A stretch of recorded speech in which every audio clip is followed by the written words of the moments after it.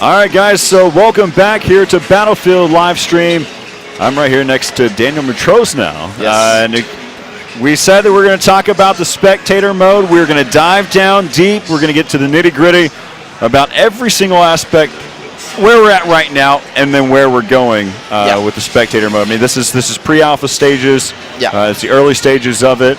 Let's go and talk about some of the elements that we see within the game right now. So let's go and talk about, I mean, right now we're in first-person view. Yeah. What are some of the other elements that we can kind of see within this GUI right here? So basically, you have the mini-map, you have the ticket count. You can see, this is basically replicating the first-person view of the player you're spectating. Right now it's Bravo 24. You can see exactly what he's doing, the ammo count, all that kind of stuff. So basically, this is the closest you get through the in-eye camera. And if you switch to third-person, you will have, there we go, the third-person view, basically, over his back. You can rotate the camera, you can go up, down. You also have a player card showing if he's got any kills, deaths, what's the KD, the score. You also see the accessory weapons and also the ammo. This is just to keep you in the action. I really like the aspect of right there. So right now, it's based off of what weapon he has in his hands at the time. You saw that he pulled out, he's got the M9 right now. Yeah. And you can also see that there's no accessories, there's no additional attachment. He's got the standard barrel that's on it. So a lot of that's great information, especially with such an educated Battlefield community out there. That type of information is key and pivotal looking at the game. Also, like you stated, you see how much ammo he has. Just the good facts right here in this point. Something I'm going to ask a question right off the bat, though. How is the Q and E? So I see those are going to be your previous and your next. Yeah. But how is that? Is that based off of the geography, how close they are to someone else? Is it based off of how they are on the scoreboard? It's based off how they're structured in the scoreboard, basically. Okay. Yeah. So that was third person. And the scoreboard, right, we have it right here.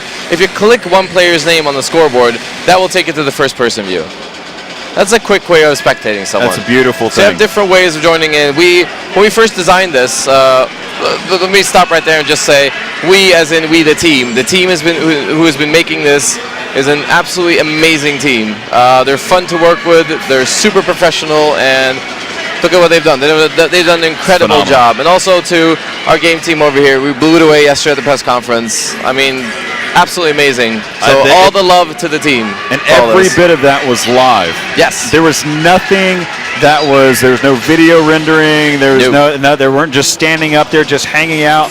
There were 64 players out there. Yep. The fact that they had Carl Magnus out there on a tablet in this early stages of Battlefield 4. That was phenomenal for me. Let's continue talking a little bit more about this. So again, like you had mentioned, the first-person view, you've got your mini-map. This is basically copy-pasted from what you see in the first-person view of an actual gamer. And the third-person view is, of course, third-person. The free cam view, this is my favorite, though. You have 5 different free cams. Right. And with these 5 different free cams, if you spectate with one free cam, like we're doing right now, floating around and then switch to another one, you will have another free cam view. If you switch to another one, you'll have another one.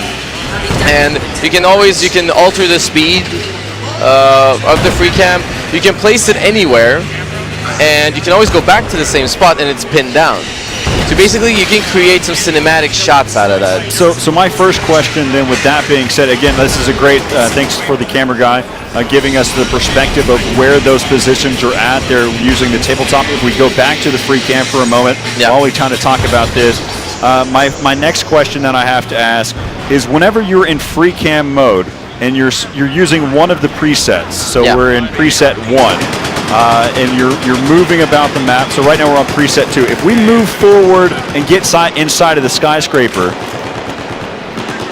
and then go to preset 1, and then come back to preset 2, are we where we first began, or are you're always where you drop the camera? So basically, see yourself as a stick figure walking with the camera. If you switch to another one, you've dropped that camera at that spot where you picked up the other one. So there we go. That's how it is. And we also have the tabletop view. The tabletop view is basically, that's your orientation map for being a spectator. You have the picture-in-picture. You have, if I press you see the green helicopter over there. See the green That's helicopter. pressed, and you can see all his squad mates. If I press another squad, I can see the other squad mates. Getting the chance to actually see those rockets come out and actually see the shots being fired. That's something else. You can see where all the infantry is at, where all the vehicles are at. This is your orientation map, so you can also see your place cams everywhere. And if you can zoom in with a scroll wheel, you can just check everything out. And I love the tabletop view. I love it. It's really good. So one of the things that whenever I watch any other games, one of the coolest things that we always talk about is having the ability to see the overview and click what player we want to see right then and there. I think what's great you can is do that as well. If you click a player, you will go into the first-person view. If you click a vehicle that's being taken by a player, you get into first-person view. So that alpha member right there was just selected. And when we designed this, I mean, we took a look at spectator modes all over, all across the years, and we looked at esports spectators. And for major esport events, major esport games, it's cool to have a good spectator. But spectator from the original part of esports was only for seeing if anyone cheats, like way back in the days. Yep, you're right, exactly. And it's evolved through Twitch and through everything going cloud. It's evolved to like a big spectator sport. Keeping that in mind, and then going over to seeing that, okay, our movie guys, we have a lot of people who make movies in Battlefield. A ton. And they can make some amazing movies only in Battlefield. Using this. Yeah, exactly, only in Battlefield. So we combine those two worlds, and as it says, this is pre-alpha. There are more really cool stuff coming to complement the spectator mode on launch.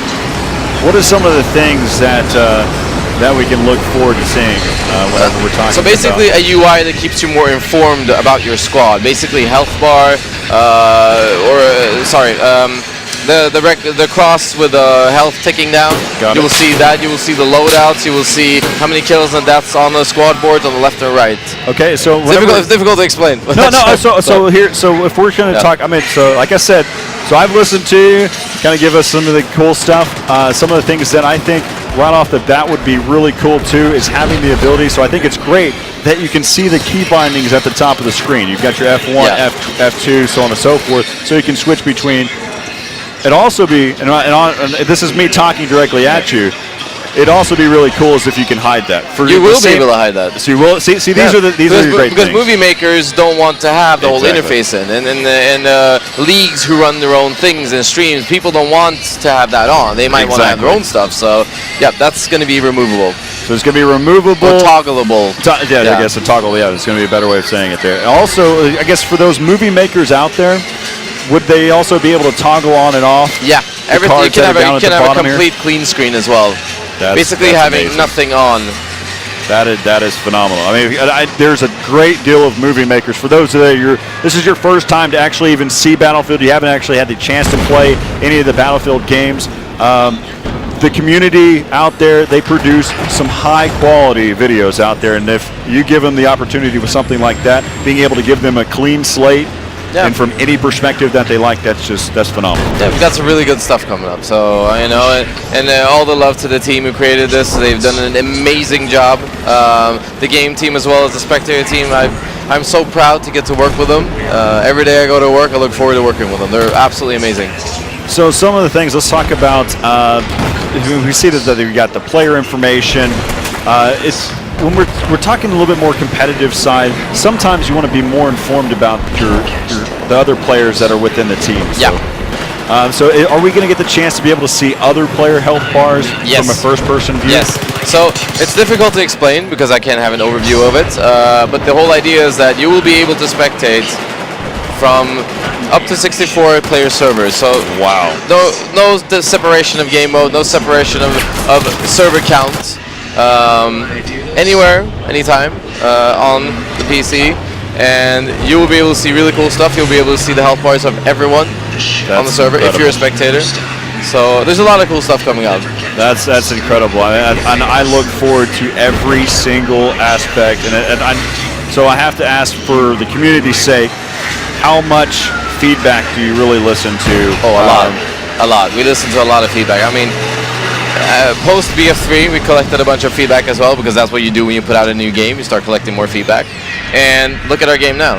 Yeah, I would say I could go around to any Battlefield forum and just tick the boxes after what we've done here at E3. So, and after what the team has been making, incredible people. I thought was really great too is whenever I was talking to Carl Magnus about it, I didn't even have to mention anything about suppression. He was the one that brought it up, and that to me is something else, because I know the community was asking about it. How is suppression going to work? Because in BF3, it's kind of it's making a great deal of impact to the players that are in it. I mean, that's also a thing we took in mind. It's also a thing we took. I mean, anything that's reasonable. I mean, you can't have flying cats with wings all over the map. I mean, that's not reasonable. So stuff that is very reasonable gets in.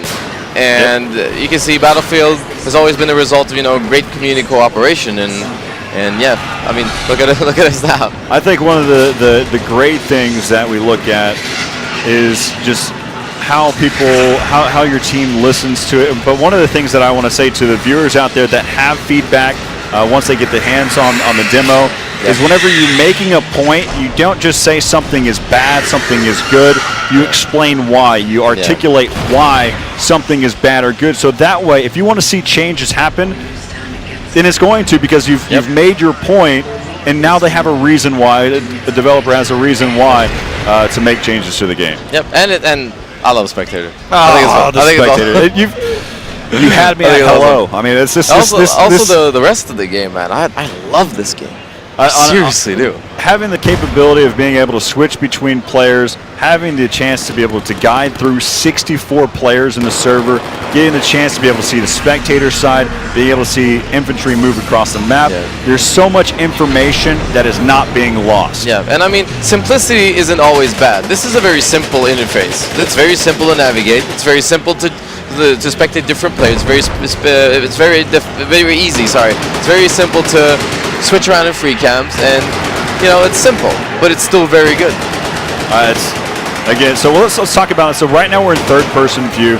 I've seen some other attempts at making spectator clients within the Battlefield scene, and it's a great work.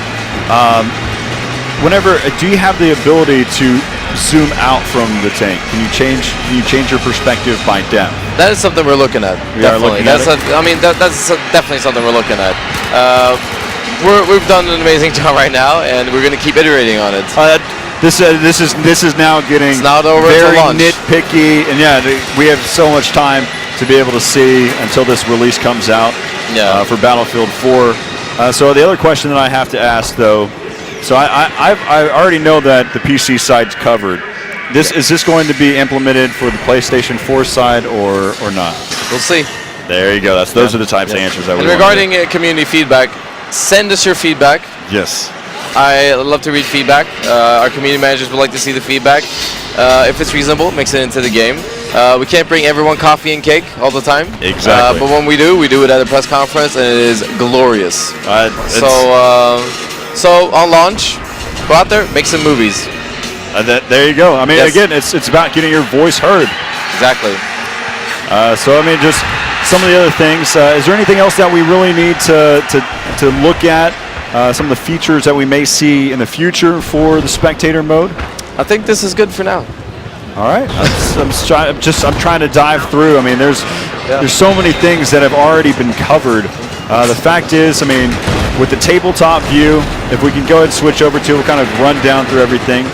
So as we look at the tabletop view, of course, this game is wrapping up right now.